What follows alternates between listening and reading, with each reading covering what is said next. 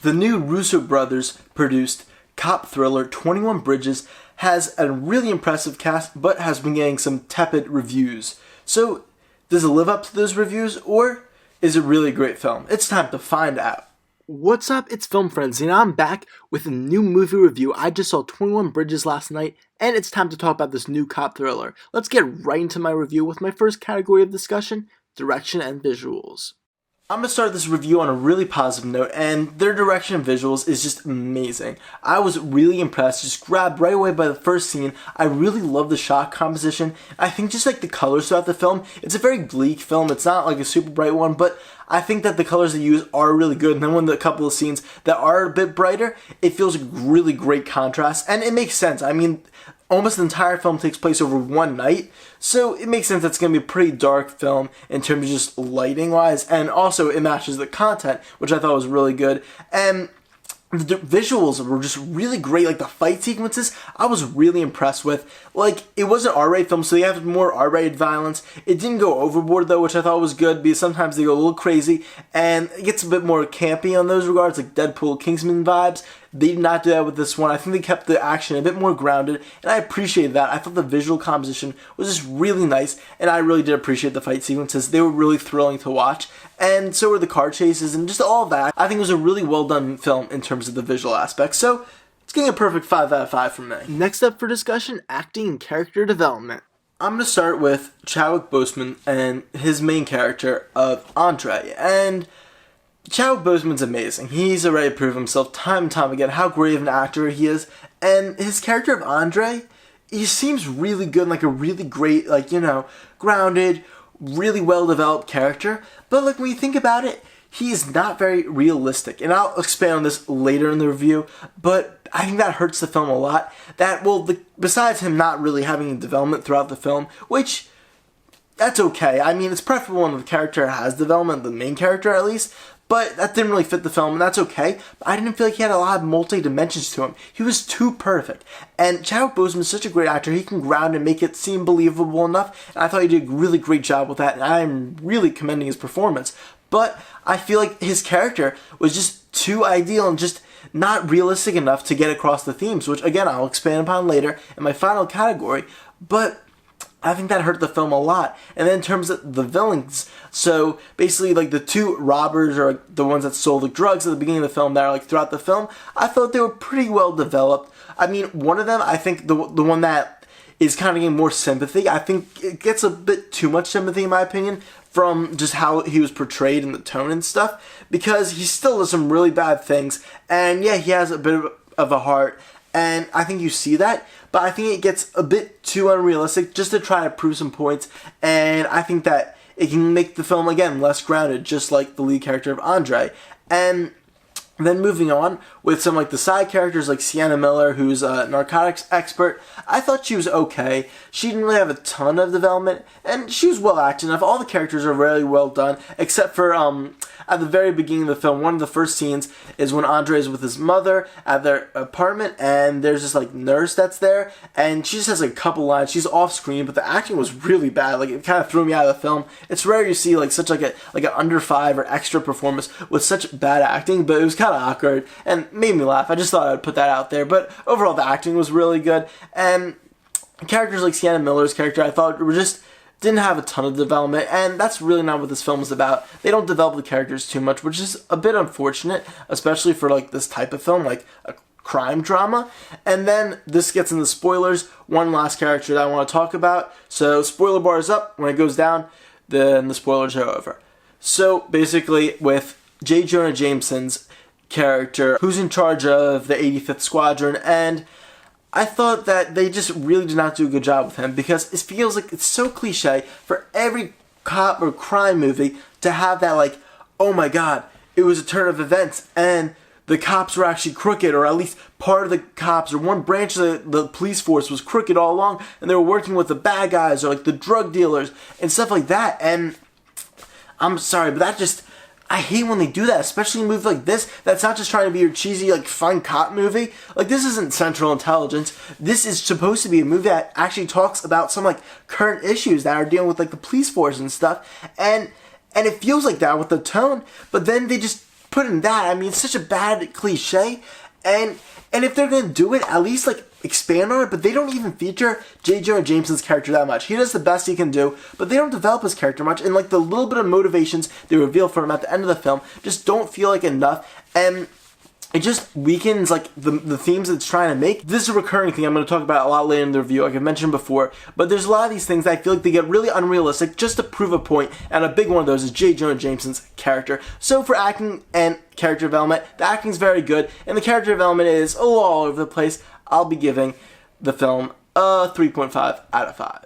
And the final most important category are the story elements of plot, pacing, script, and theme. So I'm going to start with the plot, and it is a pretty basic plot. I've already talked about the cliches in the spoiler section, but they're just written throughout this film, and in a lot of other cop movies. And basically what I was saying before is that it definitely hurts the effect of this movie trying to be this realistic portrayal of the cops. And there's a lot of plot holes, and it's unfortunate because I think that the plot could work in lots of levels, and it has a lot of good elements there. There's a lot of good backstories. And talking about the pacing, I think it's really well done. It's a fast-paced film, and it slows down in the moments where it should. I was really, really impressed with the editing. I thought it flowed beautifully, and it just hurts that the plot holes and just some bad plot moments really weakened it. And a big one, of course, is the whole premise of the film, the 21 Bridges thing.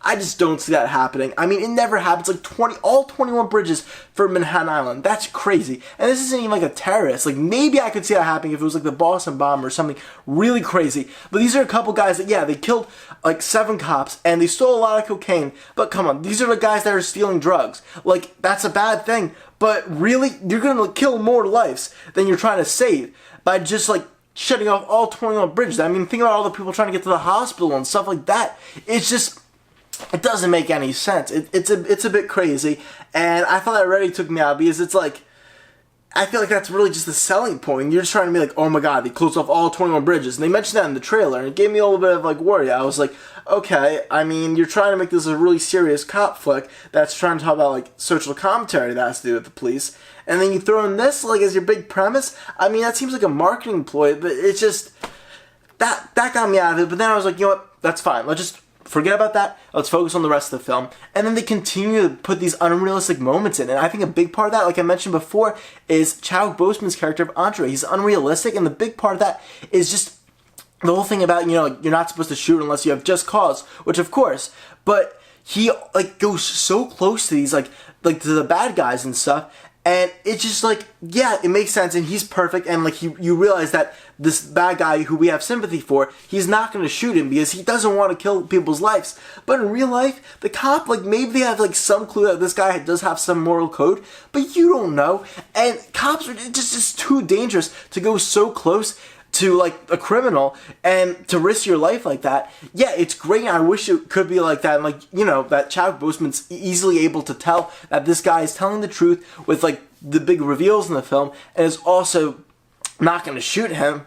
But it's just, I don't know, that's just unrealistic. And like I said before, when they're trying to prove a point and then have these like really unrealistic things to prove a point, it just weakens that point, and that goes right to the theme, and how I think there are some really great themes. And the overarching thing, besides just the social commentary, is about that what matters the most is the truth and just real justice. And that's really the biggest selling point of the film for me, is that I think even with all this muddling and just this messiness, the theme still comes through at the end, and I really appreciate that. And I was impacted by the film. I appreciate it. I think that they do pull some things off very well. But because they're so wishy-washy with the social commentary that they're trying to lead, and like some people think maybe would this just work better as just like, you know, your traditional fun cheesy cop flick. I don't think so. That's not what they went out to do, and I think this film had a ton of potential, and it could have really delivered on it. And the thing is, they try to act in a realistic way about realistic issues, but then they portray all these like not realistic, you know, situations that just take you out of it. And it's really, really unfortunate, because I think all the seeds are there for a great film. And the script, honestly, the script is usually pretty believable. Like, there weren't any laugh out loud lines where it's like ridiculous. And when they want to tell jokes, they're good jokes. And I thought the drama was really there. Like, it wasn't melodramatic. I was really impressed with the script. But the overall construction of the plot just took me away, because I was just like, they really, really just couldn't have these situations that you're thrust into, and you're wondering, yeah, it makes sense in the context of the film. If the real world was like this, then all these points stand. And they do make some good points about, like, police brutality and, just cause, of course, to shoot and stuff. And there are some valid points there. But when they just put in these really just, like, take you out of reality, it gets hard to believe it. And I'm talking about the plot there. That makes it rough a bit, so I'm going to give it a 2.5 out of 5. It is all over the place. The pacing and the script are good, but the themes are okay, and the plot is just very weak. So it leads to my overall score, and I've talked about this a lot, but like I said many times, the unrealisms are just perpetuating this film and really just bringing down the themes that are there. And I think the overarching theme does still stick the landing, but the social commentaries that I think I really appreciate when I saw the trailer. I think there needs to be movies like this where they talk about police brutality in an honest way, and they also talk about the anti-police mentality that's kind of been plaguing lots of the public, and just give kind of a nonpartisan view of this, and just really get down to the realistic situation of our times. But instead, it tries to be marketable and entertaining at the same time, which it can be both. But it doesn't do a good job of getting there by just relying on some cheesy gimmicks, and it's unfortunate because this film could have really been something amazing, but instead it has to settle for okay. I'm giving 21 Bridges a 3 out of 5. I'd love to know what you guys think of the film down in the comment section below. Thank you so much for watching this video. Make sure to like and subscribe. I'm going to try to put out a lot more Film Frenzy reviews and ranking videos soon, especially that year-end content. It's coming soon. Thank you so much, guys. I'll see you later. Bye.